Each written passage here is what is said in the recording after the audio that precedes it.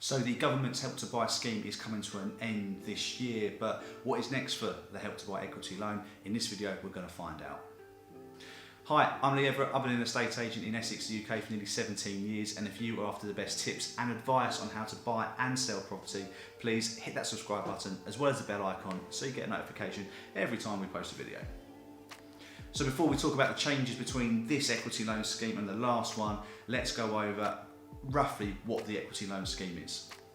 Effectively, you can buy a property, a new build property in England with only a 5% deposit.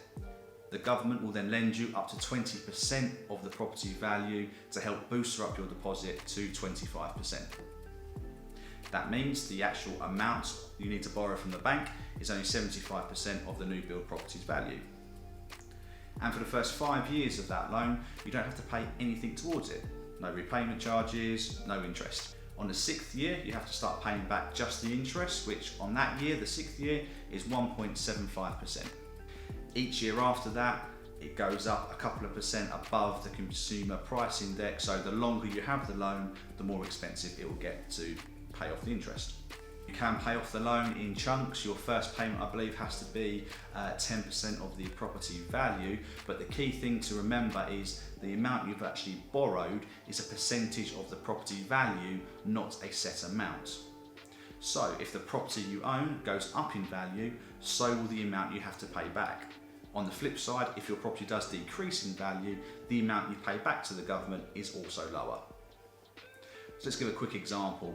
So if you was to buy a new build property at £200,000, you'd only need a £10,000 deposit, with the government then giving you £40,000. So your actual deposit is £50,000.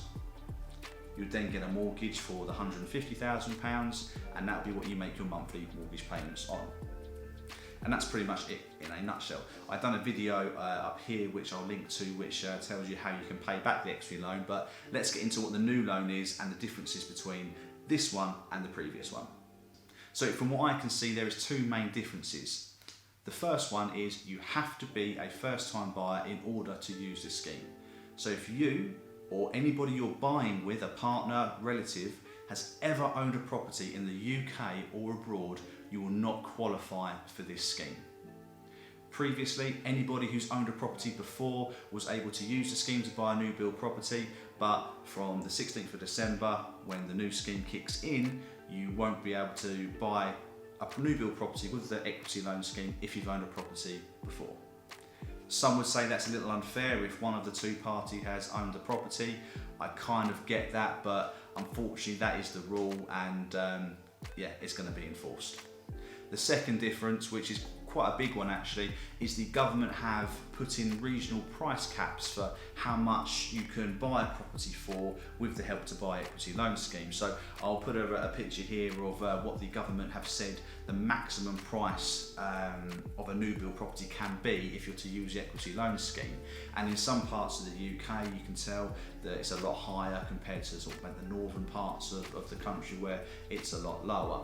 And I think on paper, it sounds like a good idea that the builders can't inflate prices, because over the last few years, the builders have just done so well out of this scheme, which has really pushed the prices up. So I think the government have done the right thing by putting a cap, which is going to limit the amount of people who are able to buy these properties. So builders should then, hopefully, not price them so high and be so greedy. But they don't have to.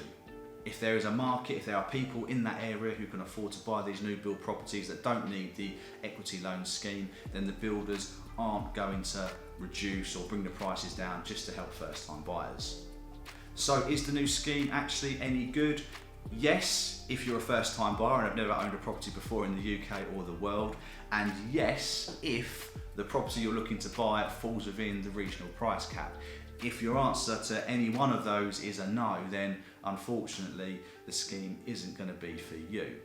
But the good news is the lenders seem to be coming back to the 10% deposit mortgages, which have been so scarce over the last few months due to the coronavirus pandemic. So if the Help to Buy scheme you can't use, or the price cap is just not right for you for where you live, there does seem to be lights at the end of the tunnel that 10% mortgages are coming back. The rates should be getting a little bit more competitive as well, and maybe, who knows, maybe even 5% mortgages might be back in the near future. I hope you found this video helpful and informative. If you have, please give it a thumbs up. If you want to see more of what we're doing, please subscribe, hit the bell icon as well so you get a notification. Any ideas that you have for future videos, please let me know down below.